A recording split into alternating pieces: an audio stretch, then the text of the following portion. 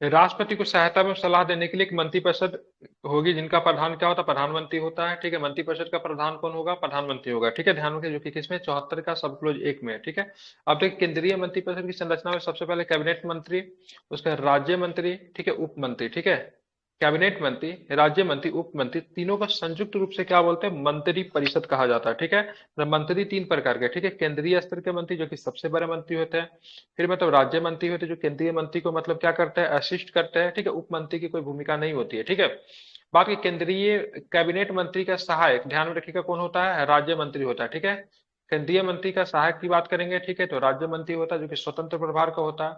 अब देखिए, केंद्रीय मंत्रिपरिषद में सम्मिलित कौन होता है? ठीक है, ध्यान रखें, केंद्रीय मंत्रिपरिषद में सम्मिलित कौन होता है? तो कैबिनेट मंत्री, राज्य मंत्री तथा उप मंत्री तीनों होते हैं केंद्रीय मंत्रिपरिषद में। लेकिन कैबिनेट में कौन शामिल होता है? तो कैबिनेट की बात की, केवल केंद्रीय स्तर के मंत्री ही कैबिनेट में शामिल होते हैं। ठीक है, ध्यान में रखेंगे। प्रधानमंत्री की नियुक्ति राष्ट्रपति करेगा, अन्य मंत्रियों की नियुक्ति राष्ट्रपति प्रधानमंत्री के सलाह पे करेगा। 21 अनुच्छेद में लिखा है, तो 75 का सब क्लोज 1 में। ठीक है, ध्यान में रखेंगे। और किस आर्टिकल्स के अनुसार, ठीक है, प्रधानमंत्री का कर्तव्य होगा कि शासन संबंधी जानकारी मतलब राष्ट्रपति को प्रस्तुत करे। ठीक है, तो 74 के 1 में। ठीक है, या फिर ये भी कह सकते हैं प्रधानमंत्री मंत्रिपरिषद और राष्ट्रपति के बीच में कड़ी का काम करेगा, वो किसमें है? तो 74 का 1 में। ठीक है, ध्यान में रखें। या फिर मतलब ये भी कह सकते हैं शासन प्रणाली में, ठीक है, राष्ट्रपति को सहायता देने का कर्तव्य मतलब मंत्रिपरिषद का होगा, जिसका प्रधान प्राइम मिनिस्टर का होगा। वह किसमें? तो अभी 74 का 1 में। ठीक है, जैसे भी कहना वैसे कहिए। अब चलेंगे, सभी केंद्रीय मंत्री अपना पद राष्ट्रपति के प्रसाद परंतु धारण करेगा। यह प्रावधान किसमें है? तो ये अनुच्छेद 75 के 2 में दिया गया है। कोई भी केंद्रीय मंत्री जो होगा अपना पद राष्ट्रपति के प्रसाद परंतु धारण करेगा। इसका प्रावधान किसमें है? तो 75 के 2 में। ठीक है, मंत्रिपरिषद सामूहिक रूप से बात करेंगे। ठीक है, हमारे यहाँ संसदात्मक शासन व्यवस्था है, जिसमें मंत्रिपरिषद सामूहिक रूप से लोकसभा के प्रति उत्तरदायी होगी, अनुच्छेद 75 के 3 में। ठीक है, ध्यान रखें, अनुच्छेद 75 के 3 में। अगर कोई मेंबर राज्यसभा से भी है, अगर वो मंत्री है, तो भी मतलब क्या होगा? लोकसभा के प्रति उत्तरदायित्व उसका होगा। ठीक है, ध्यान रखेंगे। मंत्रियों के वेतन और भत्ते निर्धारित किए जाते हैं, ध्यान रखिएगा, तो संसद द्वारा। ठीक है, 75 के 6 में। ठीक है, जिम्मेवारी किसकी होती है? संसद के द्वारा होती है। ठीक है, एक बार बात करेंगे, कोई भी सदन में कोई बिल वगैरह आता है, कुछ पक्ष में होते, कोई विपक्ष में होते। हाल फिलहाल में एक बिल प्रस्तुत किया गया है जिसमें कहा गया था, ठीक है, तो संसद और मंत्रियों की मतलब क्या, कि वेतन बढ़ाया जाए, कोई भी विपक्ष में नहीं है। ठीक है, मतलब पूरा मेजोरिटी के साथ, मतलब विपक्ष से लेके पक्ष, विचारधारा अलग अलग वाले सभी लोग मतलब मेल मतलब बराबर हो गए। ठीक है, क्योंकि क्या बात हो रही थी? उनकी ही मतलब सैलरी बढ़ाने की बात हो रही थी। ठीक है, तो वो अपना सैलरी खुद ही बढ़ा सकते हैं। संविधान के किस अनुच्छेद में मंत्रिमंडल शब्द का प्रयोग किया गया था? 352 के 3 में। ठीक है, पहले एक ही जगह पे है, 352 के सब क्लोज 3 में मंत्रिमंडल शब्द का या फिर कैबिनेट शब्द का प्रयोग किया गया। ठीक है, 352 के 3 में, और कहीं पर भी नहीं देखने को मिलता है। ठीक है, इंपॉर्टेंट है। ठीक है, मंत्रिमंडल में कौन शामिल होते हैं? तो देखिए, मंत्रिमंडल की जब भी बात होगी, ठीक है, मंत्री परिषद नहीं, मंत्रिमंडल। मंत्री परिषद कहेंगे तो कैबिनेट स्तर के मंत्री, राज्य मंत्री, उप मंत्री सब होगा परिषद में, काउंसिल। ठीक है, लेकिन मंडल, मंत्रिमंडल है, मंत्रिमंडल को कैबिनेट बोलते हैं। क्या बोलते हैं? कैबिनेट बोलते हैं। ठीक है, कैबिनेट में कौन होता है? तो भाई साहब, कैबिनेट कैबिनेट मंत्रिमंडल में केवल कैबिनेट स्तर के मंत्री। ठीक है, साथ में क्या? प्रधानमंत्री, जो कि उनको लीड करेंगे। ठीक है, संविधान के किस अनुच्छेद का प्रावधान मिलता है? ध्यान में रखेगा कि प्रधानमंत्री राष्ट्रपति को ऐसी सूचना देगा जो संघीय प्रशासन और विधान के बारे में उनके द्वारा मांगी जाए। ठीक है, तो अगर राष्ट्रपति अगर सूचना मांगेंगे, ठीक है, किसके संदर्भ में? तो संघीय प्रशासन, ठीक है, फेडरल स्ट्रक्चर, फेडरल मतलब एडमिनिस्ट्रेशन हो गया, या फिर बात करेंगे, ठीक है, इस सारे चीजों के बीच में। ठीक है, या फिर विधान के बारे में। ठीक है, अगर सूचना अगर मांगेगा राष्ट्रपति, तो उसको किस आर्टिकल्स के तहत, ठीक है, किस अनुच्छेद के तहत प्रधानमंत्री देंगे? क्या बताएंगे? 78।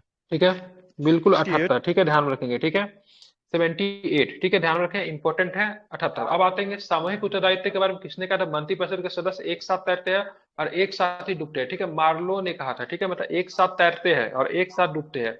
मतलब अगर तैर रहा है, डेट मीन सारे के सारे तैर रहे हैं। डूब रहा है मतलब ये डूबने तैरने का ओरिजिनल कॉन्सेप्ट नहीं है, कहने का मतलब है, माइक बंद कीजिए। मंत्रिपरिषद कह लीजिए एक नाव है। ठीक है, नाव है, अगर नाव डूबेगा तो नाव पे सवार सारे ही मंत्रिपरिषद मतलब क्या होंगे? डूब जाएंगे। अगर नाव अगर मतलब आगे चलेगा, ठीक है, नाव अगर आगे चलेगा तो साथ में मतलब क्या होगा? जितने भी मतलब मंत्री होंगे वो सारे के सारे मतलब क्या होंगे? किनारे पहुंच जाएंगे। ठीक है, ध्यान में रखेंगे। ठीक है, और उसके बाद नाव को चलाने वाला कौन होगा? तो नाव के चलाने वाला कौन होगा? तो नाव के चलाने वाला प्रधानमंत्री होगा। ठीक है, जिम्मेवारी किसकी होगी? नाव को किनारे पहुंचाने की प्रधानमंत्री की होगी। अगर नाव अगर डूबा तो प्रधानमंत्री की गलती से डूबा, और प्रधानमंत्री की गलत से अगर डूबा तो साथ में मंत्रिपरिषद भी क्या होगा? डूब जाएगा। ठीक है, इसलिए बार्लो महोदय ने कहा, लॉर्ड मार्लो साहब ने कहा, ठीक है। सामूहिक उत्तरदायित्व के बारे में किसने कहा कि मंत्रिपरिषद के सदस्य एक साथ तैरते हैं और एक साथ ही मतलब क्या होता है, डूबते हैं। ठीक है, इंपॉर्टेंट है, इसको आपको ध्यान में रखना चाहिए। ठीक है, अब चलेंगे हम लोग आगे। ओके। मंत्रिपरिषद शब्द का प्रयोग किस संविधान संशोधन में किया गया था, जिसमें कहा गया था कि राष्ट्रपति राष्ट्रीय आपात उद्घोषणा में मंत्रिपरिषद लिखित सिफारिश वही करेगा। देखिए, पहले इमरजेंसी लगाने के लिए, ठीक है, पहले इमरजेंसी लगाने के लिए प्रावधान था कि भाई प्रधानमंत्री अगर ऐसा चाहेगा तो राष्ट्रपति को एडवाइस करेगा, वो इमरजेंसी लगा सकता है। ठीक है, लेकिन ध्यान में रखेंगे, लेकिन बाद में ये सारी चीजों को देखते हुए 1976 में इमरजेंसी लगा। उसके बाद चीजें बहुत बदली भी प्रतीत हुई। उसके बाद जनता पार्टी की सरकार आती है, 1978 में उन्होंने प्रावधान किया से देखिए, इमरजेंसी लगाना है, ठीक बात, लगाओ, लेकिन मतलब मंत्रिपरिषद को लिखित रूप से सिफारिश देना पड़ेगा, केवल कहने और सुनने से बात नहीं चलेगी। तो 44 कॉन्स्टिट्यूशन अमेंडमेंट में बोला गया 1978 में से मंत्रिपरिषद, ठीक है, मंत्रिपरिषद लिखित रूप से जब मतलब क्या करेगा, संकल्प पारित करेगा या फिर मतलब अनुशंसा करेगा, तो ही मतलब राष्ट्रपति राष्ट्रीय आपात की उद्घोषणा करेंगे। ठीक है, इंपॉर्टेंट है। मंत्रियों के शपथ के प्रारूप का उल्लेख आपको देखने को मिलता है अनुसूचित 3 में, आपको देखने अनुच्छेद को तीन। मिलता है अनुसूचित 3 में। ठीक है, माइक बंद कर करके, बहुत ही को होता है। मंत्रिपरिषद में प्रधानमंत्री सहित सदस्यों की कुल संख्या लोकसभा में कुल संख्या का 15% से अधिक नहीं हो सकती। ऐसी बातें कब कही गई थी, 91 संविधान संशोधन 2003 के द्वारा मतलब ये बातें कही गई थी। इंपॉर्टेंट है, ध्यान में रखेंगे। किस अनुच्छेद के अंतर्गत प्रधानमंत्री सहित प्रत्येक मंत्री को पद ग्रहण करने से पूर्व राष्ट्रपति के सामने पद और गोपनीयता की शपथ लेनी पड़ती है? ध्यान में रखिए, इंपॉर्टेंट आर्टिकल से याद कर लीजिए। 75 के किसमें, 75 के 4 में क्या लेना पड़ेगा, 75 के 4 में, तो 75 75 के की 4 में ध्यान में रखिएगा क्या लेना पड़ेगा, प्रत्येक मंत्री, सर ठीक है, इसमें तो इंक्लूडिंग प्रधानमंत्री। अधिक का जिक्र कर दिया है, लेकिन कम का जिक्र कहाँ किया है। 15% से अधिक नहीं होगा, लेकिन कम से कम कितना होगा।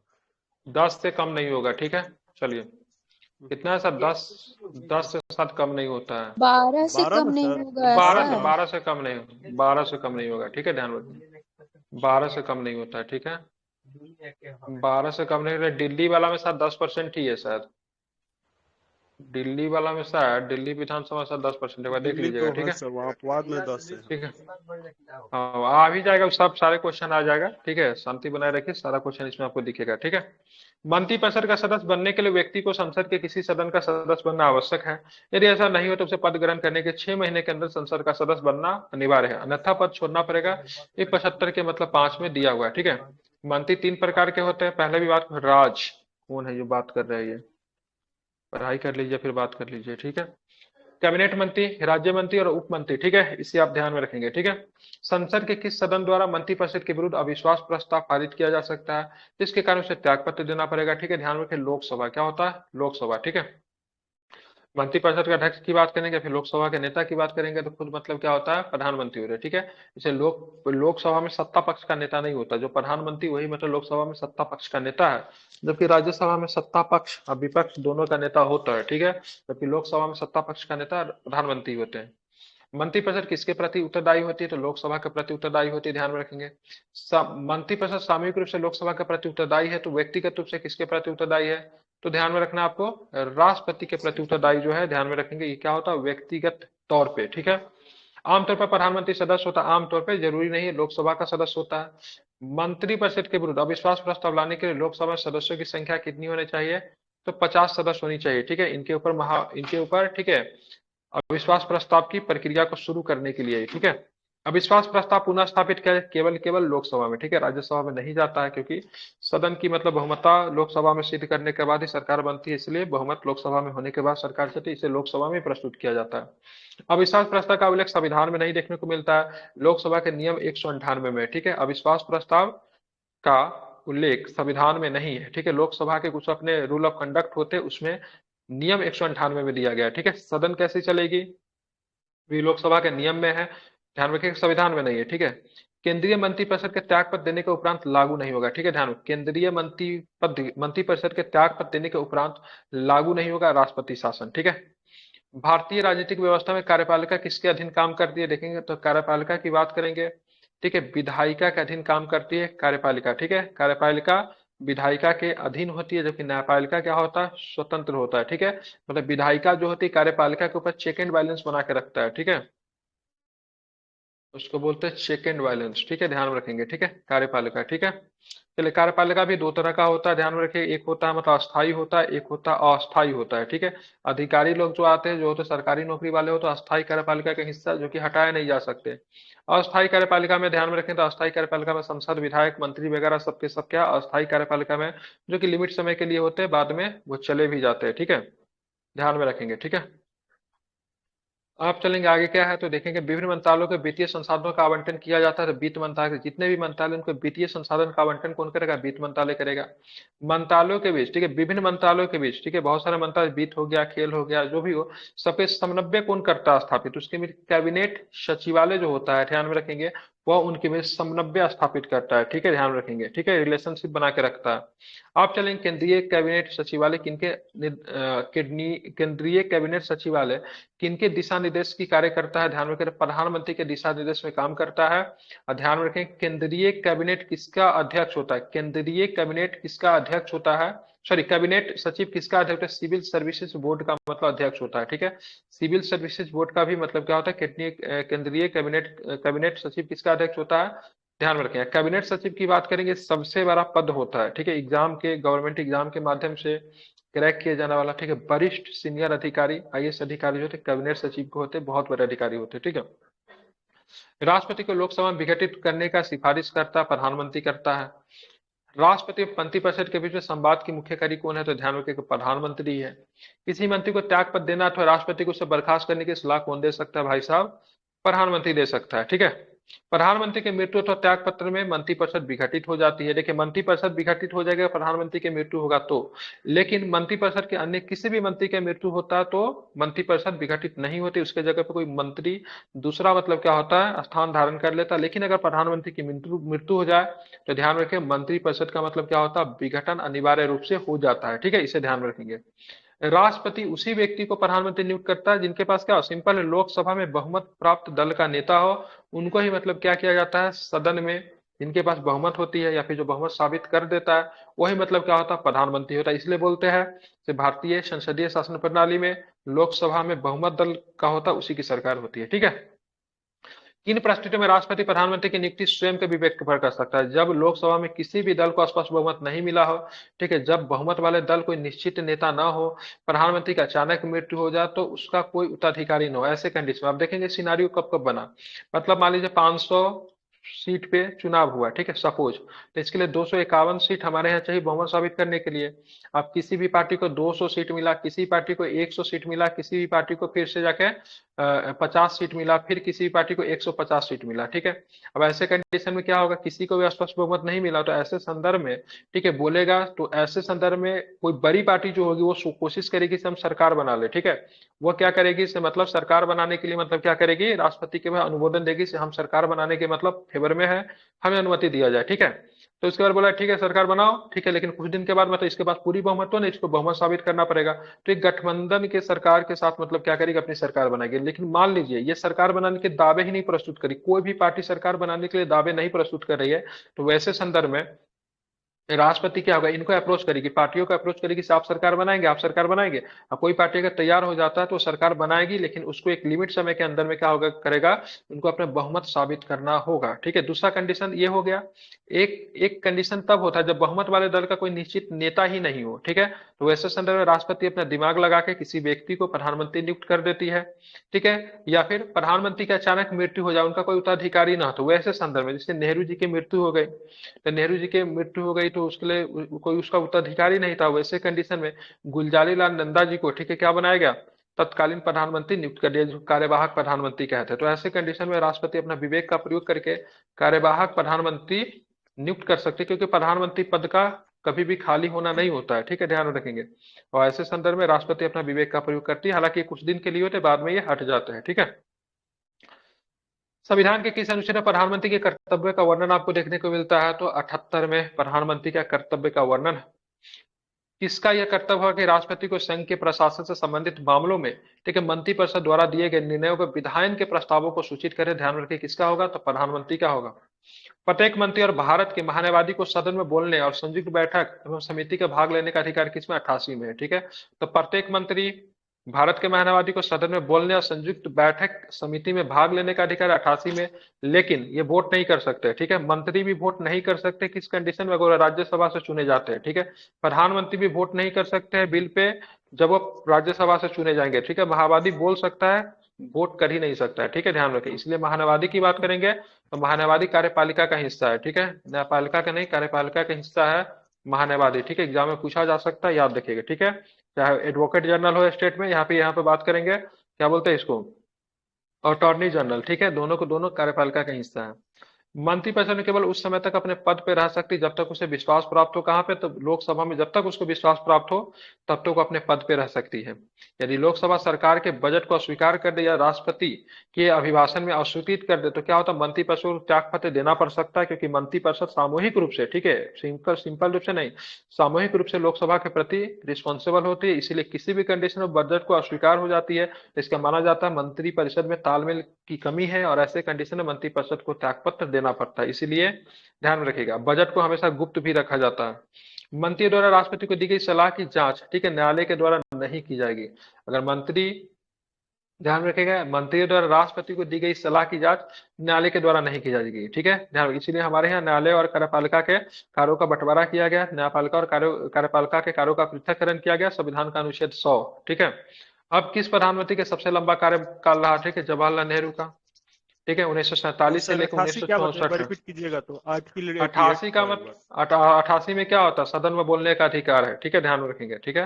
मंत्री और भारत के महानवादी को सदन में बोलने और संयुक्त बैठक एवं समिति में भाग लेने का अधिकार 88 में है, ठीक है। महानवादी का भी है, कहेगा मंत्री का भी है। राज्य महाधिवक्ता कहेगा तो सर किस आर्टिकल के तहत?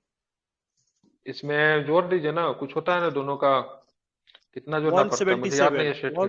177 99 जोड़िए ना इसमें, 177 9 8 17 18 187, हाँ, 99 सर जोड़ने पर स्टेट के कार्यपालिका निकल जाएगा। 187 नहीं सर, 177 क्या है?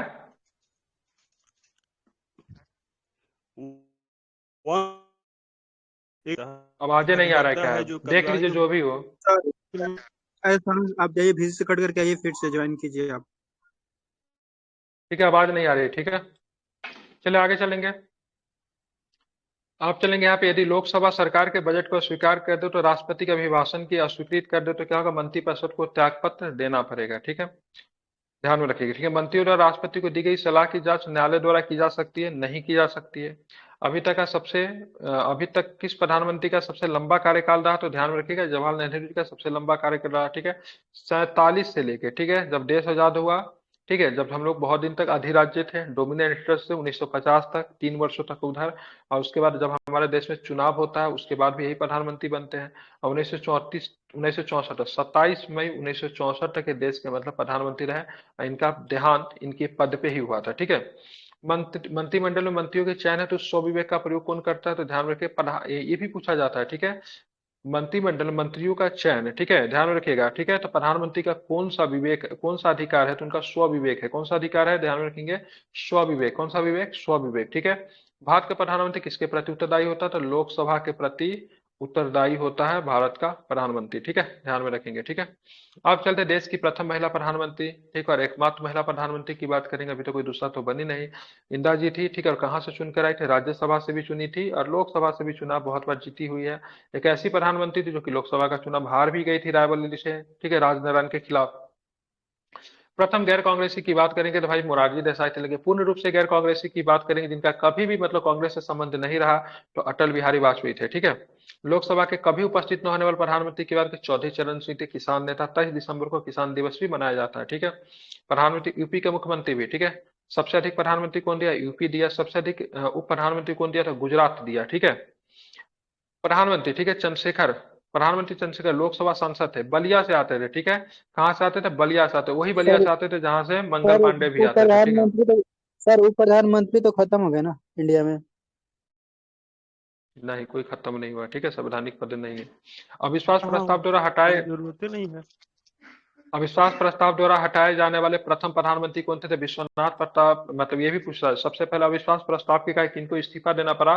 तो विश्वनाथ प्रताप सिंह को सबसे पहली बार इस्तीफा देना पड़ा था, ठीक है, ध्यान रखें, वही 1990 में, ठीक है। वही उन्होंने, हरियाणा का देवीलाल ने समर्थन खींच लिया, उनके बाद मंडल कमीशन को लागू करने के संदर्भ में इनको 1990 में इस्तीफा देना पड़ा। ठीक है, मंडल कमीशन के अनुशंसा को लागू करने वाला, ओबीसी को 27% आरक्षण देने वाला प्रावधान जो है विश्वनाथ प्रताप सिंह का ही था। ठीक है, उदारीकरण, निजीकरण, भूमंडलीकरण की नई आर्थिक नीति की घोषणा करने वाले कौन थे? पीवी नरसिम्हा राव। ठीक है, ध्यान में रखेंगे।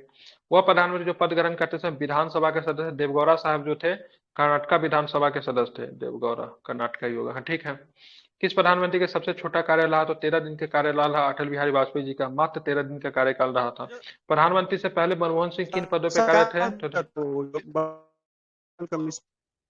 आवाज नहीं आ रही है। ठीक है, प्रधानमंत्री बनने से पहले मनमोहन सिंह किस पद पे रहे थे? भारत के वित्त मंत्री रहे थे, योजना आयोग के उपाध्यक्ष रहे थे। ठीक है, रिजर्व बैंक के गवर्नर रहे थे, अंतर्राष्ट्रीय मुद्रा कोष के भी प्रतिनिधि रहे थे। ठीक है, ध्यान में रखेंगे। ठीक है, इन सारे पद पे वो कार्यरत रहे थे, जब तब जाकर भारत के मतलब क्या बने? प्राइम मिनिस्टर बने।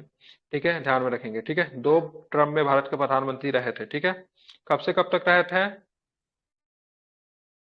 2000 2004 से 2004 से 14 तक तक। नहीं, 2004 से 14 तक रहे थे। ठीक है, यूपीए 1 और यूपीए 2 की सरकार थी। ठीक है, अब देखिए राष्ट्रीय सुरक्षा नीति का प्रावधान की बात करें, राष्ट्रीय सुरक्षा समिति का प्रधान कौन होता है? तो प्राइम मिनिस्टर साहब होते हैं।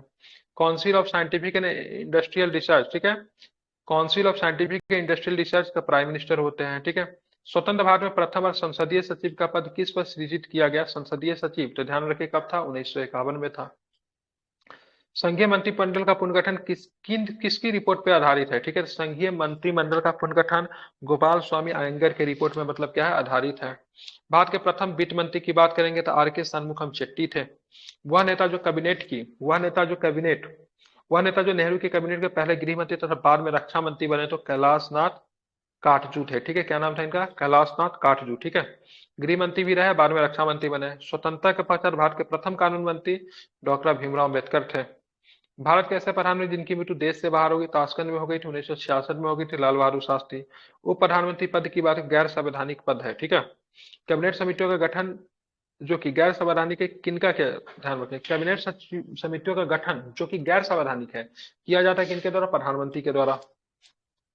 वह कौन थे जो प्रधानमंत्री बनने से पूर्व राज्यों के मुख्यमंत्री पद पे आसीन रह चुके थे? देख लीजिए, सबका नाम याद कर लीजिए, इंपोर्टेंट है। ठीक है, मोरारजी देसाई बॉम्बे राज्य के मुख्यमंत्री रहे। ठीक है, उसे बॉम्बे और महाराष्ट्र का बंटवारा नहीं हुआ था, महाराष्ट्र और गुजरात का बंटवारा नहीं हुआ था, 1960 में जाकर होता है। तो बॉम्बे राज्य का, ठीक है, बॉम्बे राज्य के मतलब मुख्यमंत्री रहे थे कौन? मोरारजी देसाई साहब। ठीक है, बॉम्बे राज्य याद रखिएगा। ठीक है, उसके बाद हम लोग चलेंगे चौधरी चरण सिंह, उत्तर प्रदेश के मुख्यमंत्री। विश्वनाथ प्रताप सिंह की बात करेंगे, विश्वनाथ प्रताप सिंह भी आपके कहाँ के थे? यूपी के ही मुख्यमंत्री रहे थे विश्वनाथ प्रताप सिंह, यूपी होगा। नरसिम्हा राव की बात करेंगे तो ये नरसिम्हा राव साहब यूपी से आंध्र प्रदेश के साथ मुख्यमंत्री रहे थे। एच डी देवगौड़ा साहब की बात करें, कर्नाटक के मुख्यमंत्री रहे थे। मोदी जी की बात करें, गुजरात के मुख्यमंत्री रहे थे। तो ऐसे मुख्यमंत्रियों की संख्या जो कि आगे चल के देश के प्रधानमंत्री संख्या 6 पाई गई है। मोरारजी देसाई, चौधरी चरण सिंह, पीपी सिंह, नरसिम्हा राव, एच डी देवगौड़ा और नरेंद्र मोदी साहब। ठीक है, ध्यान में रखेंगे। ठीक है, आप चलेंगे, ठीक है, ध्यान में रखेंगे।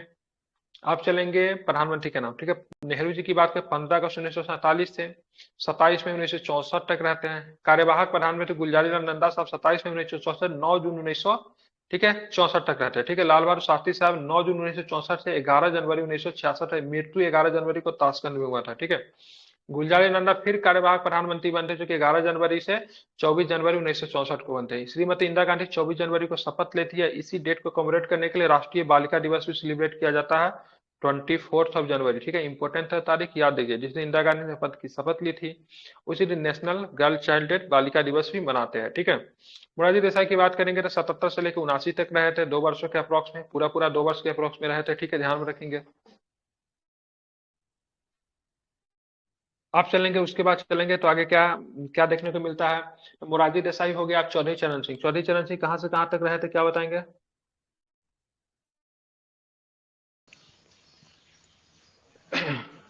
कब से कब तक रहे थे? ठीक 28 है, मार्च ध्यान में रखना है। 1914 ठीक है, जनवरी। हाँ बिल्कुल ठीक है। अब चौधरी चरण सिंह हो गया। ठीक है, श्रीमती इंदिरा जी की बात करें 14 जनवरी 1980 से 31 अक्टूबर 1984 तक दूसरे चरण में बनी, 2 चरण में रही थी, लगातार नहीं रही, दूसरे चरण में। राजीव गांधी साहब, इनकी मृत्यु होती है 31 अक्टूबर की, हत्या कर दी जाती है इंदिरा गांधी जी की। ठीक है, 31 अक्टूबर को, ठीक है, इंदिरा गांधी जी की हत्या की जाती है और 31 अक्टूबर को इनका जन्म होता है सरदार पटेल साहब का, ठीक है। एक का पुण्यतिथि है, एक की जन्म तिथि है। 1989 तक रहे, ठीक है। विश्वनाथ प्रताप सिंह 89 से लेकर 90 तक रहे। और सबसे पहली इनकी सरकार जाती है, किसके लिए सरकार जाती है तो भाई अविश्वास प्रस्ताव, ठीक है, ध्यान में रखेंगे। अविश्वास प्रस्ताव मतलब ये विश्वास प्रस्ताव नहीं साबित कर पाते। चंद्रशेखर साहब 90 से 91 तक, पीवी नरसिम्हा राव 91 से लेकर 96 तक, फिर पूछे 5 वर्षों की सरकार इन्होंने पूरी की, ठीक है। अटल बिहारी वाजपेयी 13 दिन की सरकार रहे, मात्र 16 मई से लेकर 1 जून तक।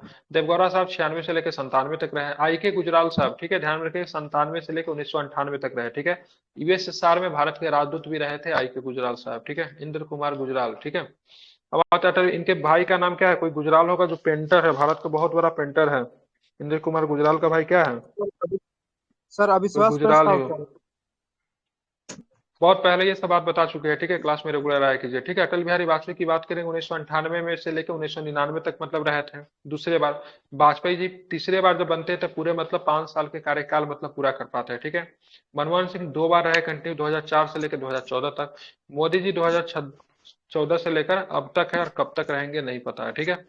भारत के उप प्रधानमंत्री की बात करेंगे, ये गुजरात से आते थे। मोरारजी देसाई की बात करेंगे, ये भी गुजरात से थे, ठीक है। तो पटेल साहब प्रधानमंत्री के शासनकाल में कौन थे प्रधानमंत्री, नेहरू जी। मोरारजी देसाई के समय प्रधानमंत्री कौन थे तो ध्यान रखिएगा इंदिरा गांधी जी थी, ठीक है। जगजीवन राय, ठीक है, जगजीवन राय की बात करें, ये भी प्रधानमंत्री रहे थे, ठीक है, ध्यान में रखेंगे। तो यहाँ पे जनता पार्टी की सरकार जब बनी तो दो दो प्रधानमंत्री बना, ठीक है। एक बने जगजीवन राम साहब, दूसरे बने चौधरी चरण सिंह। तो चौधरी चरण सिंह जी वरिष्ठ प्रधानमंत्री थे, जगजीवन राम कनिष्ठ प्रधानमंत्री थे, ठीक है, कनिष्ठ उप प्रधानमंत्री थे। दोनों की सरकार की बात करेंगे, मोरारजी जी की सरकार में दोनों उप प्रधानमंत्री बनाए गए, जगजीवन राम और चौधरी चरण सिंह, ठीक है। वाईपी चौहान की बात करेंगे तो चौधरी चरण सिंह के दौरान ये भी प्रधानमंत्री बनते आगे चल के। देवीलाल की बात करें बीपी सिंह के समय, और देवीलाल की बात करें चंद्रशेखर के समय, दोनों के समय देश के मतलब प्रधानमंत्री रहे। लाल कृष्ण आडवाणी जी की बात करें वाजपेयी जी के समय प्रधानमंत्री रहे। तो गुजरात ने 3 उप प्रधानमंत्री दिया है, पटेल साहब, मोरारजी देसाई साहब, ठीक है, और एक आपके हो जाएंगे अडवाणी साहब, ठीक है, ध्यान में रखेंगे, ठीक है। यहाँ 3 प्रधानमंत्री को किसने, उप प्रधानमंत्री को किसने दिया है, गुजरात ने दिया है, ठीक है। उत्तर प्रदेश से सर्वाधिक मतलब क्या है तो प्रधानमंत्री आया है, ठीक है। आप चलते हैं आगे, ठीक है। महान्यायवादी या फिर अटॉर्नी जनरल के ऊपर कुछ क्वेश्चन, इसको भी देखते हैं। भारत के महान्यायवादी, भारतीय संविधान में महान्यायवादी का पद उल्लेख किया गया अनुच्छेद 76 में, इसलिए महान्यायवादी का पद की बात करेंगे, संवैधानिक पद है, ठीक है, आप इसे याद रखेंगे, ठीक है। अब देखिए राष्ट्रपति उच्च न्यायालय तक का किनके तरफ से माइक को हो रही है, बोल तो रहे नहीं है तो माइक खोल के क्यों ही रखना, सुन लीजिए, ठीक है। म्यूट पिन कर साइलेंट दीजिए। होनी चाहिए क्लास में, ठीक है। चलिए, राष्ट्रपति, और आप कम बोलिए, ठीक है। आप मुझे मत सिखाइए से मुझे क्या करना है, ठीक है ना। चलिए, राष्ट्रपति उच्चतम न्यायालय का न्यायाधीश नियुक्त होने हेतु अहित व्यक्ति को भारत का महान्यायवादी नियुक्त करेगा, किसमें दिया हुआ है तो अनुच्छेद 76 का 1 में दिया हुआ है, ठीक है। अब महान्यायवादी की बात करेंगे तो ये कार्यपालिका का हिस्सा होता है, सरकार का लीगल एडवाइजर होता है, गवर्नमेंट को एडवाइस देने का काम करता है, ठीक है, आप इसको ध्यान में रखेंगे, ठीक है। राष्ट्रपति किस प्रकार की योग्यता रखने वाले व्यक्ति को अटॉर्नी जनरल महान्यायवादी नियुक्त करेगा तो उच्चतम न्यायालय के न्यायाधीश नियुक्त होने अहिर, ठीक है, मतलब उसके पास क्या क्राइटेरिया होना चाहिए महान्यायवादी बनने के लिए, उच्चतम न्यायालय के, ठीक है, ध्यान रखें, उच्चतम न्यायालय के, ठीक है, न्यायाधीश नियुक्त होने हेतु मतलब क्या होना चाहिए, अहर्थ होना चाहिए, ठीक है, आप इसे ध्यान में, अहर्थ का मतलब काबिलियत, ठीक है, मतलब कंडीशंस, ठीक है, वो होने चाहिए।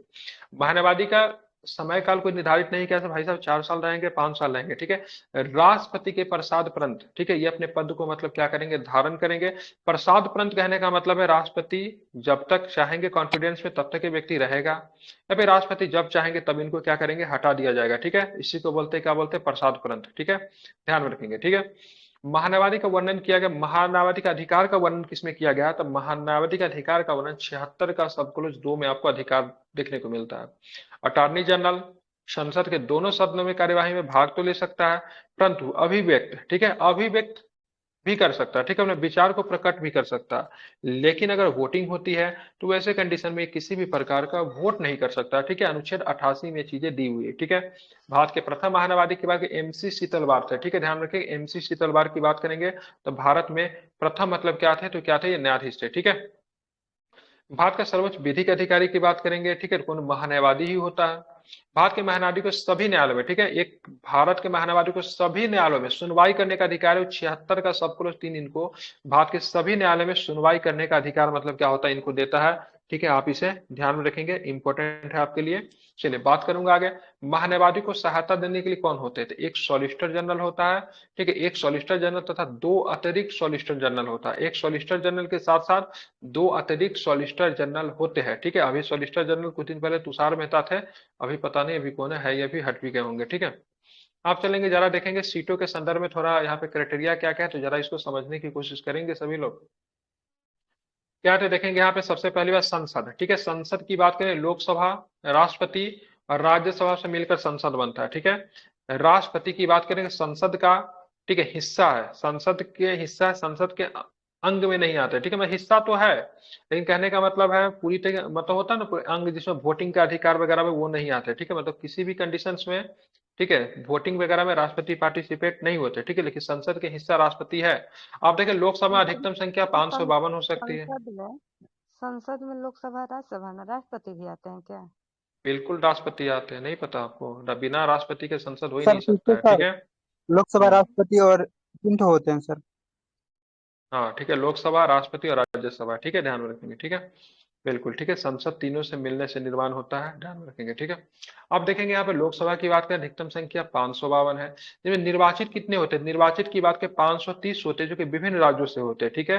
जबकि संघ राज्य क्षेत्र से बात करेंगे 20 होते हैं, ठीक है। यूनियन टेरिटरी से 20, स्टेट से 530, ठीक है। तो भाई साहब दो सौ संख्या तो बढ़ गया, क्योंकि दो इंग्लो इंडियन सदस्य होते हैं जो कि निश्चित कर दिया गया है, ठीक है, अब नहीं है, ध्यान में रखेंगे। अब आते हैं वर्तमान परिस्थिति क्या है, ये तो अधिकतम संख्या, वर्तमान परिस्थिति क्या है? एक निर्वाचित है, एक मनोनीत है। निर्वाचित की बात करेंगे, ध्यान में रखेंगे, निर्वाचित की बात करेंगे तो ध्यान रखें, राज्यों से 524 निर्वाचित किए गए, संघ राज्य क्षेत्र से 19 निर्वाचित किए गए हैं। मनोनीत सदस्यों की संख्या अभी 0 पाई जाती है, ठीक है, एक भी नहीं है, ठीक है, ध्यान में रखना है, ठीक है। अभी 524 और 19 ये डाटा याद रखेंगे, वैसे 530 और 20 है, ठीक है, 524 और 19, ठीक है, ध्यान रखना है। निर्वाचित क्या है, मनोनीत क्या है, 0 है। अब आते हैं हम लोग आते हैं राज्यसभा। राज्यसभा की अधिकतम संख्या की बात करेंगे, अरे क्या हुआ पेन को, राज्यसभा की अधिकतम संख्या की बात करेंगे तो 250 हो सकती है। वर्तमान में बात करेंगे तो 238 जो है निर्वाचित है, और 12 की बात करेंगे, सॉरी टोटल की बात करेंगे 238 निर्वाचित हो सकते हैं, 12 की बात करें मनोनीत हो सकते हैं। वर्तमान सिनारियो क्या है, तो राज्यसभा में 245 सदस्य है, जिनमें से 233 की बात करें निर्वाचित है, अब 12 की बात करें मनोनीत है। आप देखेंगे राज्यों से कितने आते हैं भाई साहब, तो राज्यों से कितने आते हो ध्यान रखिएगा, 225 की बात करें राज्यों से आते हैं। संघ राज्य क्षेत्र से कितने आते हैं, 8 आते हैं। और संघ राज्य क्षेत्र से क्या कैटेगरी है, तो ध्यान, 3 को दिल्ली से आता है, एगो पुडुचेरी से आता है, दिल्ली पुडुचेरी है, इधर गोवा, गोवा से भी एगो होगा, कितना होगा, 5 गो, 3 को कहाँ से आता है, दिल्ली से राज्यसभा का 3 गो है, ठीक है, एगो गोवा से आ गया, एगो पुडुचेरी से आ गया, ठीक है। अब कौन सा केंद्र शासित राज्य, 3 गो जम्मू कश्मीर को दिया जाएगा, ठीक है, 3 को जम्मू कश्मीर को दिया जाएगा, 3 3 14 8 हो गया, यही होना चाहिए, ठीक है, ध्यान में रखेंगे, ठीक है। अब हम लोग पढ़ेंगे थोड़ा सा डिटेल्स में और भी चीजों को देखेंगे, ये जो जो सिनारियो जो बताया इसको आप लोग ध्यान में रखेंगे।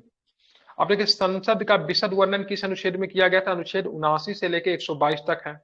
अब देखिए भारत में संसदीय, भारत में किस प्रकार की शासन व्यवस्था को अपनाया गया है, ठीक है, तो संसदीय प्रणाली को ध्यान में रखिएगा, किस रूप से हम लोग जानते हैं, ठीक है, संसदीय प्रणाली को अपनाया गया है, ठीक है। हमारे यहाँ जो प्रणाली कौन सा है, सरकार का स्वरूप कैसा है, तो सरकार हमारा क्या है, संसदीय सरकार है, ठीक है, ध्यान रखेंगे। सरकार का अगर पूछेगा सरकार का स्वरूप कैसा है तो बताओगे संसदीय, क्या बताएंगे, क्या है, सरकार, सरकार का स्वरूप क्या है, संसदीय है, ठीक है। अब बात के शासन का स्वरूप कैसे, तो शासन का स्वरूप संघीय है, ठीक है, दोनों में अंतर है। सरकार कैसा है, सरकार संसदीय, चाहे केंद्र की बात करें या फिर राज्य की बात करें, सरकार क्या है, संसदीय है। जबकि शासन की बात करें, शासन कैसा है, शासन संघीय है, ठीक है। सरकार और शासन में क्या होता है, अंतर पाया जाता है, ठीक है। जब आप डिटेल्स में पढ़ेंगे, केंद्र और राज्य रिलेशन पढ़ेंगे, तो आपको चीजें बहुत अच्छे तरीके से समझ में आएगी, ठीक है, ध्यान में रखेंगे, ठीक है। यहाँ पे सरकार और शासन को समझने बहुत सारे लोगों को दिक्कत होती है, तो सरकार और शासन में बहुत अंतर होता है। शासन हमारा संघीय है, सरकार हमारा संसदीय है, ठीक है। अब संसदीय शासन प्रणाली में बेस्ट मिस्टर मॉडल को अपनाएगा, बेस्ट मिस्टर, ठीक है, बेस्ट मिस्टर मॉडल को अपनाएगा। ये लंदन का मॉडल है, ठीक है, इंग्लैंड का, ये लंदन में, जहां पे लंदन का जो, सॉरी इंग्लैंड का जो संसद जो है ना, उस जगह का नाम है वेस्ट मिस्टर, ठीक है, वो जगह, ये जगह का नाम है वेस्ट मिनिस्टर, ठीक है। ये लंदन में एक जगह पड़ता है जहाँ पे यूके की संसद है। तो वहां पे जो मॉडल जो कार्यरत है उसी मॉडल को अपनाया गया, ठीक है। जगह है, वेस्ट मिनिस्टर क्या है, जगह का नाम है, ठीक है, ध्यान में रखेंगे, ठीक है। उसी मॉडल को क्या किया अपना, इसी जगह पे मतलब क्या, ब्रिटिश संसद है, ठीक है, ध्यान में रखेंगे। अब आगे चलेंगे, संसद के कितने अंग हैं, ध्यान रखेंगे। संसद के कितने अंग हैं, 3 अंग है, राष्ट्रपति, राज्यसभा, लोकसभा है। क्या लिखा गया है भाई, संसदीय शासन का संसद के किस कितने किस में पद था, हैं सर, लिखिए। 79 में, ठीक है। संसदीय प्रणाली कहाँ से ली गई है, ब्रिटेन से ली गई है, ठीक है, ध्यान रखेंगे, ठीक है। आप चलेंगे संसद का विशेषाधिकार, ठीक है, ध्यान रखेंगे। प्रिविलेज दिया गया, ठीक है, संसदीय विशेषाधिकार प्रिविलेज दिया गया, किसमें दिया गया, बहुत आर्टिकल 105 में दिया गया, पॉइंट टू बी नोटेड, याद कर लीजिएगा, ठीक है। क्या, संसदीय, ठीक है, संसदीय विशेषाधिकार। विशेषाधिकार आर्टिकल 14 का उल्लंघन माना जाता है। समाज में किसी भी व्यक्ति को विशेषाधिकार नहीं मिलना चाहिए, लेकिन संसदों को विशेषाधिकार मिला हुआ है, ठीक है। आर्टिकल 14 के अनुच्छेद जो होते हैं, ठीक है, संसदों को कुछ मायने में विशेषाधिकार के संदर्भ में राष्ट्रपति, राज्यपाल, जो कि मतलब क्या होता है, अधिकारी है एक तरह से देखेंगे, तो उनके ऊपर ये चीज लागू नहीं होती है, ठीक है। ये विशेष अधिकार संसद के सदस्यों को इनकी, ठीक है, समितियों को प्राप्त है, ठीक है। ये विशेष अधिकार संसद के सदस्यों एवं इनकी समितियों को प्राप्त है। विशेष अधिकार, संसद अधिकार महान्यायवादी में केंद्रीय मंत्री को भी प्राप्त है, ठीक है। संसदीय अधिकार किसे किसे प्राप्त है, तो संसद के सदस्य को है, संसद के सदस्यों के इनके समिति को प्राप्त है, महान्यायवादी को प्राप्त है, केंद्रीय मंत्री को भी प्राप्त है। यह अधिकार संसद के दोनों सदनों को, ठीक है, व्यक्तिगत, ठीक है, व्यक्तिगत एवं सामूहिक रूप से मिलते हैं, व्यक्तिगत रूप से भी और सामूहिक रूप से मिलते हैं। क्या होता है इसमें, तो संसद के अधिवेशन के दौरान या अधिवेशन के 40 दिन पूर्व अथवा बाद में किसी सिविल मामले में गिरफ्तारी नहीं की जा सकती। सिविल मामले में गिरफ्तारी नहीं की जा सकती, दैट मीन्स आपराधिक मामले में गिरफ्तारी हो सकती है, ठीक है। संसद के सत्र शुरू होने से 40 दिन पहले, और संसद के सत्र शुरू होने के मतलब जब चल रहा है, मतलब 40 होने के बाद भी, मतलब पहले बाद दोनों मिलाकर गिरफ्तारी नहीं हो सकती, ठीक है। किसी संसद सदस्य को संसद के अधिवेशन के दौरान अध्यक्ष और सभापति की अनुमति के बिना किसी न्यायालय के सामने उपस्थित होने के लिए विवश नहीं किया जा सकता। अब मान लीजिए सिविल मामलों में ही इनको न्यायालय के सामने जाना है, तो इसके लिए, ठीक है, अध्यक्ष या फिर सभापति, सभापति मतलब राज्यसभा के सांसद, ठीक है, अध्यक्ष मतलब लोकसभा के सांसद, वो अगर न्यायालय में बुलाना है तो इनकी अनुमति लेनी पड़ेगी, किसे, ठीक है, अध्यक्ष एवं सभापति से। सदन में बोलने की पूर्ण स्वतंत्रता है, ठीक है, ध्यान में, सदन में बोलने की पूर्ण स्वतंत्रता इनको विशेषाधिकार हो गया। और किसी भी बातों के लिए, ठीक है, बाहर के कानून के प्रति रिस्पॉन्सिबल नहीं होगी, संसद में किए गए किसी भी कार्य के लिए, ठीक है, ध्यान में रखें, बाहर मतलब संसद में, ठीक है, ध्यान में रखेंगे, संसद में कोई भी कार्य अगर करते भी है तो बाहर के कोई आदमी उनकी आहत हो जाए तो ऐसा नहीं कि बाहर किसी थाना में आके केस कर देगा, ठीक है, ध्यान में रखेंगे। विशेष अधिकारों का हनन एवं सदन की अवमानना करने पर दंड देने का अधिकार भी है, ठीक है, इसको ध्यान में रखेंगे। आपने राज्यसभा की बात की, राज्यसभा में स्थानों का आवंटन किस सूची में वर्णित है, अनुसूची 4 में, किसमें है, तो किसमें, अनुसूची 4, ध्यान में रखिएगा। राज्यसभा की संरचना का उल्लेख किसमें दिया गया है, ध्यान में रखिएगा, 80 में है, ठीक है। तो ध्यान रखिए, 79, 80, 81, 79 में राज्यसभा है, 80 में लोकसभा है, सॉरी 79 में क्या है, तो 79 में ध्यान में रखिए संसद है, 80 में राज्यसभा है, 81 में क्या है, तो 81 में लोकसभा है, ठीक है। तभी हम लोग पढ़ेंगे राज्यसभा, राज्यसभा किसमें है, 80 में है, ठीक है। 79 में क्या है, संसद है, ठीक है, ध्यान रखिएगा। 81 में क्या है, तो लोकसभा है, ठीक है। राज्यसभा के कितने सदस्य निर्धारित होते हैं, 250 मैक्सिमम है। राज्यसभा संसद का सदन है, भाई साहब कैसा सदन, उच्च सदन एवं द्वितीय सदन है, उच्च सदन भी कह सकते हैं, फिर द्वितीय सदन कह सकते हैं। ऐसा सदन जो राज्यों का प्रतिनिधित्व करती है वो राज्य सदन है, राज्यसभा। भारत के उपसभापति का निर्वाचन किस प्रकार होता है, राज्यसभा के सदस्यों द्वारा, राज्यसभा के सदस्यों के द्वारा, ठीक है। राज्यसभा के सदस्यों द्वारा, राज्यसभा के सदस्यों से, मतलब ध्यान रखिएगा, राज्यसभा के उपसभापति की बात हो रही है, सभापति की बात नहीं हो रही है। राज्यसभा का उपसभापति जो होगा वो राज्यसभा में से होगा, और उसको चुना भी जाएगा किसके द्वारा, तो उसको चुना भी जाएगा किसके द्वारा, तो ध्यान रखिएगा, राज्यसभा के द्वारा ही उनको चुना जाएगा।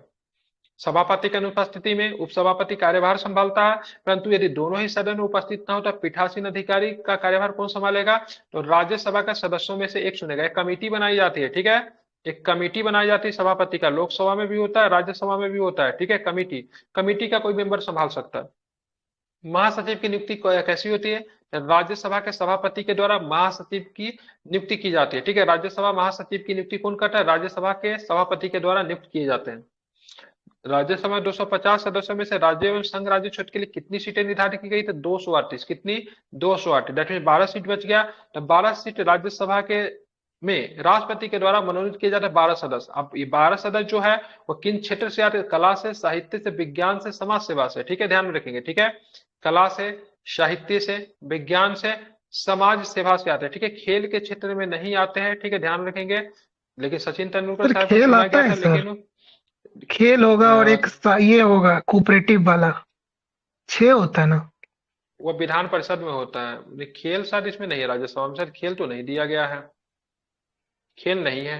कोऑपरेटिव तो जोर देता है, विधान परिषद में जोर देता है। ठीक है, चेक कर लीजिए, खेल नहीं होता, क्योंकि सचिन तेंदुलकर के साथ समाज सेवा के क्षेत्र में शायद उनको चुना गया था। ठीक है, मतलब क्राइटेरिया बदल दिया था, खेल शायद नहीं है इसमें। ठीक है, फर्स्ट टाइम तो सचिन तेंदुलकर का ही तो मतलब खेल है। नहीं सर, खेल नहीं सॉरी है। सॉरी, खेल है, देख लीजिए, याद नहीं आ रहा मुझे। ठीक है, सचिन भारत तेंदुलकर तो क्रिकेटर प्लेयर है ना, तो इसलिए मिला उनको। ये लोग कैटेगरी भी चेंज कर देते हैं। ठीक है, सचिन तेंदुलकर जो टैक्स भरता है वो क्रिकेटर के रूप में टैक्स नहीं भरता, वो क्या ना क्या एक्टर के रूप में टैक्स भरता है। ठीक है, अब इसको क्या कह सकते हैं इसको। ठीक है, वर्तमान में राज्यसभा में कितने सदस्य? 245 है, ध्यान में रखिएगा। राज्यसभा में संघ राज्य क्षेत्रों के लिए कितनी सीटें हैं? ठीक है, हाँ यही मैं उस समय कंफ्यूज कर रहा था। ठीक है, दिल्ली के लिए 3 है, पौडीचेरी के 1 है, जम्मू कश्मीर के लिए 4 है।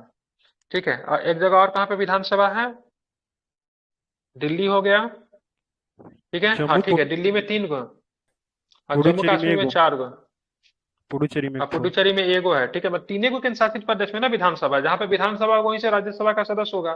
दिल्ली में 3 गो होगा, पुडुचेरी में 1 होगा, जेके में 4 गो दिया है। ठीक है, राज्यसभा में किन सर वो संघ राज्य क्षेत्र 12 सदस्यों को मनोनयन में जो सर वो खेल से नहीं होगा, ठीक ना। समाज सेवा हो सकता है, सहकारिता हो सकता है, कला हो सकता है, साहित्य हो सकता है, विज्ञान हो सकता है, खेल नहीं होगा। खेल नहीं है, खेल नहीं, वही तो मैं बोल रहा था, खेल नहीं है। ठीक है, एक बार देख लीजिए और भी अच्छे से, जिनको डाउट लग रहा है। राज्यसभा किन संघ राज्य क्षेत्रों का प्रतिनिधित्व करे? दिल्ली, पांडिचेरी और जम्मू कश्मीर। ठीक है, जहां पे विधानसभा होगा वहीं पे राज्यसभा की भी सीट होगी, क्योंकि मतलब राज्यसभा क्या होता है? विधानसभा के राज्यों का प्रतिनिधित्व करता है। राज्यों का प्रतिनिधित्व का सदस्यों की संख्या कहाँ पे दिखेगी? विधानसभा में दिखेगी। अब विधानसभा से राज्यसभा के सदस्य को चुना जाता है। ठीक है, वही लोग चुनते हैं। राज्यसभा सदस्यों का निर्वाचन किस प्रकार से होता है? तो अनुपातिक प्रतिनिधित्व पद्धति के अनुसार एकल संक्रमणीय मत प्रणाली के द्वारा। राज्यसभा में राज्यों में संघ राज्य क्षेत्रों में सदस्यों का निर्वाचन किया जाता है विधानसभाओं के निर्वाचित सदस्यों के द्वारा, मनोनीत नहीं, निर्वाचित। ठीक है, केवल विधानसभा, विधान परिषद नहीं। राज्यसभा के लिए सीटों का आवंटन किस आधार पर होता है? राज्यों की जनसंख्या के आधार पर। न्यूनतम कितनी जनसंख्या पे राज्यसभा की एक सीट आवंटन होता है? न्यूनतम 10 लाख पे। ठीक है, ध्यान में रखेंगे। ठीक है, राज्यसभा का सदस्य बनने के लिए आयु होनी चाहिए 30 साल, जबकि लोकसभा के सदस्य बनने के लिए आयु कितनी होनी चाहिए? मात्र 25 साल। ठीक है, ध्यान रखेंगे। संसद द्वारा लाभ का पद कौन नहीं माना जाएगा? संसद के लाभ का पद कौन नहीं माना? राष्ट्रपति, उपराष्ट्रपति, राज्यपाल, संघ अथवा राज्य के मंत्री जो होते हैं वो लाभ के पद नहीं माने जाते हैं। ठीक है, संसद सदस्य बनने की निहरताएं क्या है? यदि वो लाभ का पद, लाभ का पद नहीं है। ये सबके सब लाभ का पद नहीं, ठीक है, सेवा का पद है ये। ठीक है, ध्यान में इसको रखेंगे। सर पता है सर, इसको सर आर्टिकल 102 और 191 सर, आर्टिकल 102 का 1, 191 1 का तहत मतलब इसको लाभ का पद नहीं माना गया है सर। जैसे कि राष्ट्रपति, उपराष्ट्रपति हो गया सर, राज्यपाल हो गए हाँ, संघ के किसी मंत्री। बिल्कुल ठीक है, बिल्कुल ठीक है, ये लोग सेवा करते हैं, ये सब लाभ का पद नहीं है। ठीक है, अब आते हैं संसद सदस्य बनने की निहरताएं क्या है? यदि वह लाभ का पद धारण करता है, यदि उसे 2 या 2 से अधिक वर्ष की सजा हुई है, ठीक है, वह विकृत चित एवं दिवालिया हो, तो भाई साहब वो लोग संसद नहीं बन सकता है। ठीक है, निहरताएं है। ठीक है, ध्यान रखेंगे, कंडीशंस है। ठीक है भाई, ये होंगे तो नहीं होंगे। ठीक है, यदि वो किसी लाभ के पद पे हो, 2 या 2 से अधिक वर्ष की सजा हो जाती है, या फिर वो विकृत हो, मतलब पागल हो, दिवालिया हो, तो भी नहीं। ठीक है, किसी संसद सदस्य की निहरताओं से संबंधित प्रश्न पे कौन फैसला सुनाएगा? ध्यान रखें, राष्ट्रपति सुनाएगा। देखिए, राय किससे लेगा? तो निर्वाचन आयोग से राय लेगा। ठीक है, निहरताए पे फैसला कौन करेगा? राष्ट्रपति, निर्वाचन आयोग की राय से। ठीक है, दल बदल 10वीं अनुसूची से संबंधित निहरताए का अंतिम निर्णय किनका होगा? तो सदन के अध्यक्ष भी सभापति का। दल बदल कहाँ कहाँ पे लगेगा? लोकसभा में भी लग सकता है, राज्यसभा में भी लग सकता है, विधानसभा में लग सकता है, विधान परिषद में भी लग सकता है। लेकिन सरकार का त्रिस्तरीय प्रणाली की बात करेंगे तो हमारे यहाँ बात का स्थानीय निकाय के चुनाव है, तो वहां पे दल बदल नहीं लगता है। ठीक है, ज्वलंत मुद्दा कहाँ पे? चंडीगढ़ में मेयर पद के उम्मीदवार के लिए मेयर तो उसको सुप्रीम कोर्ट के फैसला के बाद उनको मिल गया। ठीक है, सर चुनाव में धांधली हुआ था, लेकिन आम आदमी पार्टी का बहुत सारा पार्टियों ने, बहुत सारे लोगों, 3 सदस्यों ने मतलब क्या किया? ठीक है, 3 सदस्यों में मतलब बीजेपी को ज्वाइन कर लिया। ठीक है, तो अब ध्यान में रखें, जीते थे आम आदमी पार्टी से, तो उनके ऊपर दल बदल नहीं लगेगा। ठीक है, नगर निकाय के चुनाव में स्थानीय चुनाव में दल बदल नहीं काम करता है, ध्यान में रखिएगा, पॉइंट इंपोर्टेंट, बहुत इंपोर्टेंट है, ज्वलंत मुद्दा है, ठीक है, पूछा जा सकता है, ठीक है, इसलिए पार्टी से जीतने के बाद वो लोग क्या करते हैं, चेंज कर लेते हैं, ठीक है। बाकी राज्यसभा, विधानसभा, लोकसभा, ठीक है, राज्यसभा, सभी जगह पे दल बदल काम करेगा, ठीक है, ध्यान में रखेंगे। अब चलेंगे राष्ट्रपति द्वारा 12 सदस्यों में से मनोनयन की प्रणाली किस देश से ग्रहण की गई है, तो आयरलैंड आयरिश कॉन्स्टिट्यूशन से। राज्यसभा धन विधेयक को रोक सकते, बिल्कुल रोक सकते, लेकिन 14 दिन तक ही, ठीक है। अब वर्तमान विपक्ष के नेता कौन है, तो मल्लिकार्जुन खड़गे, अभी है कि नहीं से नहीं पता, ठीक है। राज्यसभा की पहली बैठक कब हुई थी, 3 अप्रैल 1952 को। राज्यसभा की पहली बार गठित कब की गई थी, तो 3 अप्रैल 1952 को इसको गठित की गई थी, ठीक है। अगर इसकी पहली बैठक की बात करेंगे तो 13 मई 1952 को पहली बैठक हुई थी, ठीक है। राज्यसभा का पहले सभापति कौन के हैं, तो देश के पहले जो राष्ट्रपति होंगे, वो उपराष्ट्रपति होंगे, वही उपराष्ट्रपति। राज्यसभा के सभापति भी होंगे, ठीक है।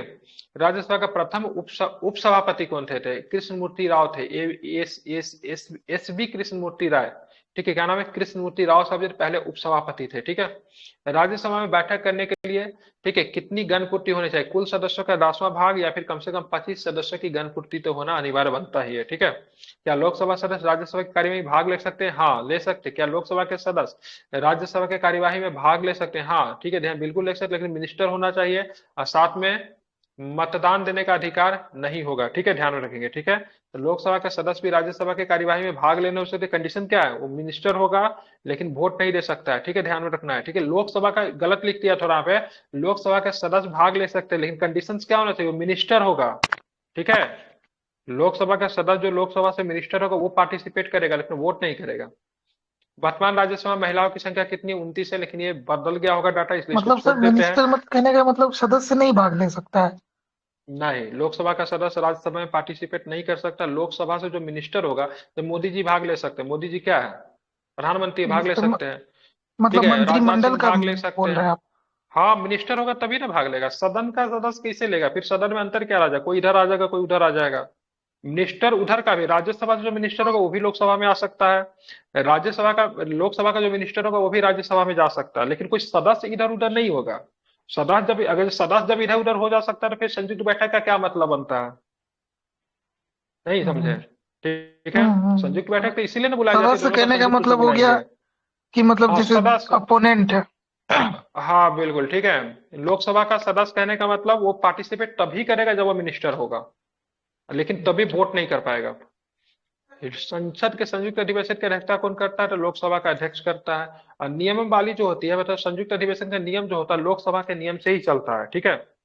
ऐसा नहीं कि राज्यसभा का नियम चलेगा, ऐसा नहीं, लोकसभा के नियम से चलेगा। संयुक्त अधिवेशन में कोई विधेयक किस बहुमत से पारित होता है, उपस्थित और मतदान देने वाले सदस्यों के साधारण बहुमत से, ठीक है। तो ये जो भी संयुक्त बैठक में जो भी प्रावधान जाएगा वो हमेशा पास हो ही जाएगा, ठीक है।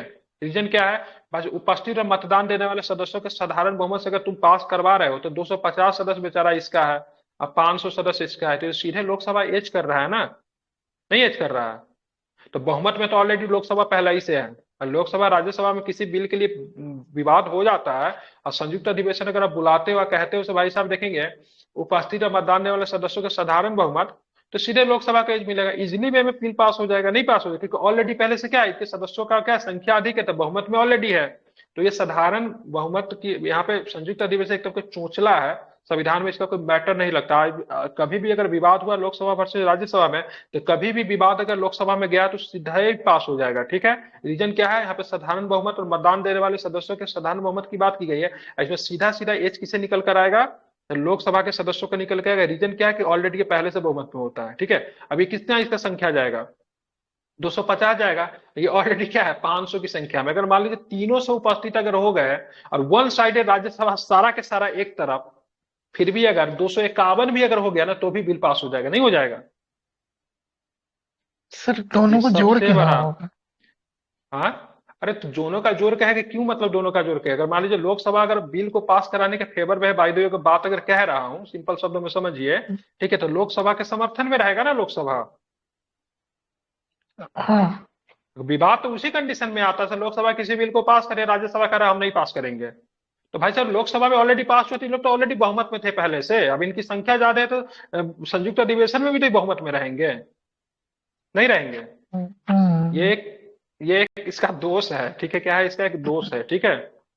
चलिए किन विधेयकों को पारित करने के लिए राष्ट्रपति द्वारा संयुक्त अधिवेशन नहीं बुलाया जा सकता? दो कंडीशन, ठीक है, धन विधेयक और संविधान संशोधन विधेयक, ठीक है, इसमें संयुक्त अधिवेशन नहीं है, धन विधेयक में भी नहीं है और संविधान संशोधन विधेयक में भी नहीं है, ठीक है। किस सदन का अध्यक्ष उसका सदस्य नहीं होता? तो राज्यसभा का नहीं होता, उपराष्ट्रपति उसके सदस्य नहीं होते हैं, ठीक है। राज्यसभा के वर्तमान सभापति की बात करेंगे, चेंज हो गया है, ठीक है, ध्यान में जगदीप धनखड़ साहब है, ठीक है। राज्यसभा को लोकसभा का समान शक्तियां किस क्षेत्र में प्राप्त है? संविधान संशोधन विधेयक विषय में दोनों को समान शक्ति प्राप्त है। राज्यसभा किसके द्वारा भंग की जा सकती है? भाई साहब किसी के द्वारा भंग नहीं की जा सकती, अस्थायी सदन होता है ये राज्यसभा, अस्थायी सदन, इसका अर्थ क्या है? इसे विघटित नहीं किया जा सकता है, ठीक है, समझ गए। किस अनुच्छेद में राज्य सूची के विषय में विधि बनाने की शक्ति संसद को दी गई? अनुच्छेद 249 की बात करेंगे तो यहाँ पे राज्यसभा के विषय पे कानून बनाने की शक्ति किसे दी गई? संसद को दी गई है, ठीक है, आप इसे याद रखेंगे, इंपॉर्टेंट है आर्टिकल्स ये। आप चलेंगे आगे देखेंगे, यदि कोई व्यक्ति संसद के दोनों सदनों में से जीत जाता है तो उसे किसी एक सदन की सदस्यता ही ग्रहण करनी पड़ेगी। वह उनमें किस सदन में रहना चाहता है इसकी सूचना उसे मतलब 10 दिन के अंदर में देना पड़ेगा, ठीक है, ध्यान में रखेंगे। मतलब लोकसभा से भी जीत गया, राज्यसभा में ऑलरेडी पहले से मेंबर है, आप दोनों सदन में है, तो भाई वो किस में रहेगा इसकी सूचना 10 दिन के अंदर में दे दो। संसद की अनुमति के बिना कितने दिनों तक अनुपस्थित रहने पर सदस्यों का मतलब पद रिक्त हो जाएगा? 60 दिन। संसद के सदस्यों का शपथ कौन दिलाता है? तो भाई संसद के सदस्यों का शपथ ग्रहण कौन करवाता है? तो ध्यान में रखिएगा, राष्ट्रपति ही करवाता है, लेकिन इसमें आता है प्रोटेम स्पीकर का कॉन्सेप्ट आता है, प्रोटेम स्पीकर की नियुक्ति राष्ट्रपति के देखरेख में होती है, ठीक है, लेकिन संसद के मतलब सदन के सदस्य से ही होता है, ठीक है। राज्यसभा कैसा सदन? अस्थायी सदन है। राज्यसभा के सदस्य अवकाश ग्रहण करते 1/3 सदस्य प्रत्येक दूसरे वर्ष। राज्यसभा का सदस्यों का कार्यकाल होता है, राज्यसभा का कार्यकाल नहीं होता है, ठीक है। तो राज्यसभा का सदस्यों का कार्यकाल जब आपसे पूछा जाएगा तो ध्यान रखें कितने वर्ष का होता है? 6 वर्ष का होता है। कितने वर्ष का होता है? तो 6 वर्ष का होता है, पॉइंट टू बी नोटेड, ठीक है। राज्यसभा का प्रधान सभापति की बात के उपराष्ट्रपति होता है, ठीक है, ध्यान में रखेंगे। राज्यसभा का सभापति उपसभापति दोनों का पद रिक्त हो जाने पर, ठीक है, सभापति के कार्य कौन करेगा? तो ध्यान रखें, राज्यसभा के सभापति भी नहीं है, उपसभापति भी नहीं है, दोनों का पद रिक्त हो गया। ऐसे करने से राष्ट्रपति के द्वारा नियुक्त सदस्य मतलब क्या कर सकते हैं? राज्यसभा के सभापति के तौर पे काम करेंगे। राज्यसभा लोकसभा द्वारा पारित साधारण विधेयक को कितने समय तक रोक सकती है? तो 6 महीने तक रोक सकती है, ठीक है, ध्यान रखेंगे। साधारण विधेयक पे राज्यसभा लोकसभा द्वारा पारित विधेयक को 6 महीने तक रोक सकती है, ठीक है, ध्यान रखिए, यहाँ पे 6 महीना है साधारण विधेयक के मामला में। धन विधेयक के मामला में 14 दिन, ऐसा नहीं कि एग्जाम में 14 दिन मार के चलाइएगा, देखिए विधेयक भी नहीं देखिएगा, ठीक है, पूछ क्या रहा है, क्योंकि राज्यसभा 14 दिन रोकता है, 14 दिन रोकता है, वो सबके दिमाग में बैठा हुआ है, लेकिन किस मामले में रोकता है? 14 दिन, धन विधेयक। साधारण विधेयक के मामला में 6 महीना, ठीक है। आप चलेगा, सेम कंडीशन इधर भी है, ठीक है, अगर राज्यसभा से कोई बिल पास होता है तो लोकसभा भी 6 महीना, ठीक है। अगर मान लीजिए 6 महीना में अगर प्रस्तुति नहीं देता है तो समझा जाएगा सर दोनों के दोनों मतलब क्या है, उस बिल के लेकर सहमत नहीं है, तब जाके बीच में राष्ट्रपति उठेंगे, जब राष्ट्रपति उठेंगे तो 108 लगेगा, 108 लगेगा तो क्या होगा? संयुक्त अधिवेशन होगा, ठीक है। और 6 महीना के अंदर तुम सहमति नहीं दे रहे हो, डेट मीन क्या? तुम उससे सहमति नहीं रखते हो, ठीक है, बताओ, खटपट हो चुका है। साधारण विधेयक के दोनों सदनों में मतभेद होने की स्थिति में राष्ट्रपति संयुक्त अधिवेशन बुलाएगा, 108 के तहत, ये ऑस्ट्रेलिया से लिया गया है, ठीक है। संविधान के ऐसे अनुच्छेद कौन से जो राज्यसभा का विशेष शक्तियां देते हैं? तो भाई 249 है और 312 में क्या है? ऑल इंडिया सर्विस है, ठीक है, IAS IPS और मतलब IFS, ठीक है। और 249 में क्या है? राज्यसभा के विषय पे राज्यों के विषय पे, ठीक है, राज्य सूची के विषय पे राज्यसभा का कानून बनाने का अधिकार है। तो इसमें एक छत्र राज्य इसका है, 312 में भी एक छत्र राज्य है, ठीक है, दोनों के दोनों विशेषाधिकार है, विशेष शक्तियां प्रदान करता है, ठीक है। और जबकि बात करेंगे धन विधेयक की बात करें, किसे विशेष शक्ति देता है? तो लोकसभा को देता है, ठीक है। सर राज्य आप चलेंगे राज्यसभा,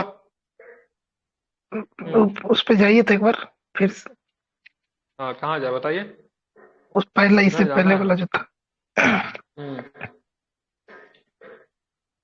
उसमें क्या है कि ये जो 249 है तो इसमें राज्य सूची के विषय पे संसद न बनाएगा कानून।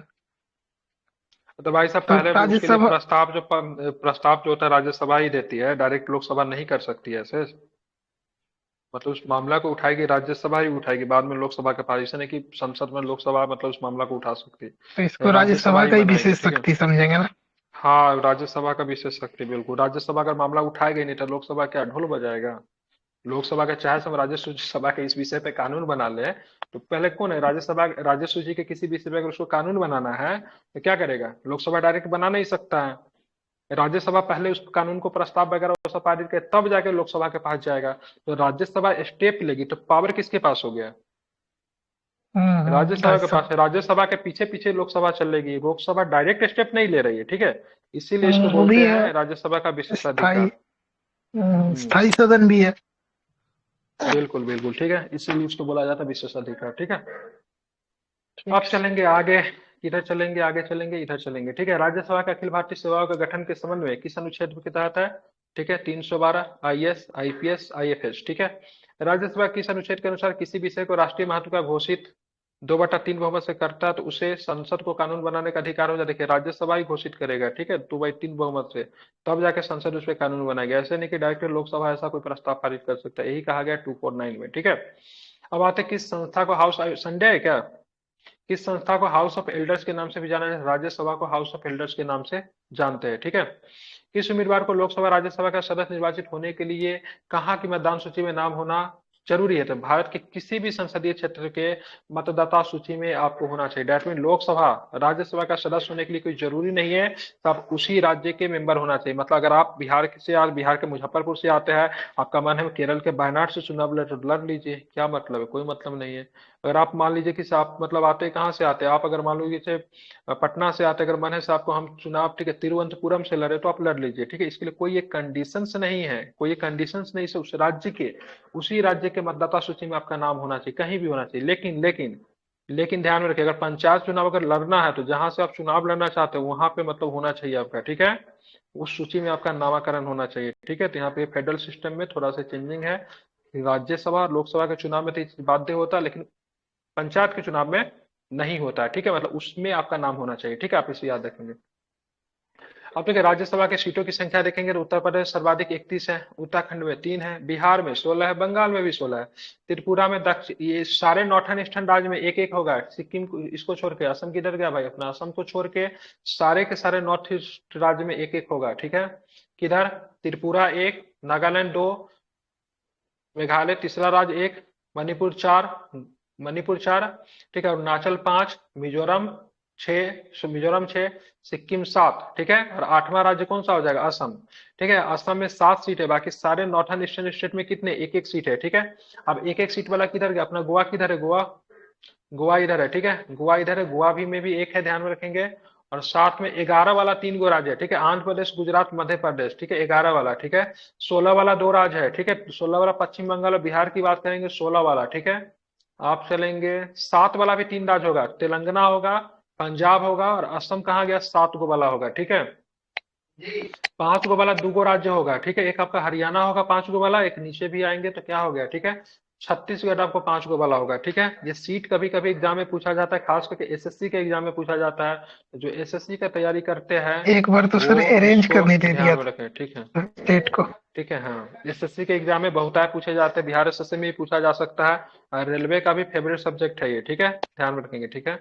बिहार के लिए उतना इंपॉर्टेंट नहीं, बिहार में लोकसभा, राज्यसभा, इस सब का सीट याद रखें, बस हो गया, विशेष कुछ नहीं ध्यान में रखना।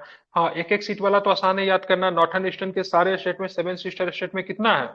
सिर्फ 8 है ना, 8 राज्य है ना, अष्टलक्ष्मी बोलते हैं ना उसको, मोदी जी ने अष्टलक्ष्मी कहा था।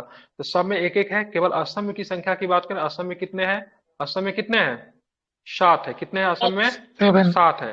दिल्ली में कितने हैं? दिल्ली में 3 है। पुडुचेरी में कितने हैं? पुडुचेरी में 1 है। जम्मू कश्मीर में कितने हैं? तो भाई 3 1 कितना होगा? 3 1 4, ठीक है, ध्यान में रखेंगे, ठीक है। टोटल कितने सीट जो है तो केंद्र शासित प्रदेश से आते हैं? 8 सीट जो है केंद्र शासित प्रदेश से आते हैं, देवियो और सजनो, ठीक है। अब दिल्ली में कितने हैं? एनसीआर की बात करें, नेशनल कैपिटल रीजन, ठीक है, इसमें 3 सीट आते हैं। पुडुचेरी की बात करें 1 सीट आते हैं। जम्मू कश्मीर की बात करेंगे तो यहाँ पे 4 सीट आते हैं, ठीक है, ध्यान में रखेंगे, ठीक है। कल के क्लास में हम लोग पढ़ेंगे लोकसभा, ठीक है। ऑलरेडी मैंने 1 घंटा से ज्यादा पॉलिटी पढ़ा दिया, ठीक है। ऑलरेडी पहले करंट अफेयर्स की क्लास भी हो चुकी है, ठीक है। आई थिंक ये सीरीज आप लोग एंजॉय कर रहे होंगे, मजेदार सीरीज है, ठीक है। मिलते हैं फिर सर ये कल सीरीज के कितने क्लास बजे में चलती इसी है? वक्त। ये सीरीज का 9 से 10 के बीच में चलती है, ठीक है। Thank you.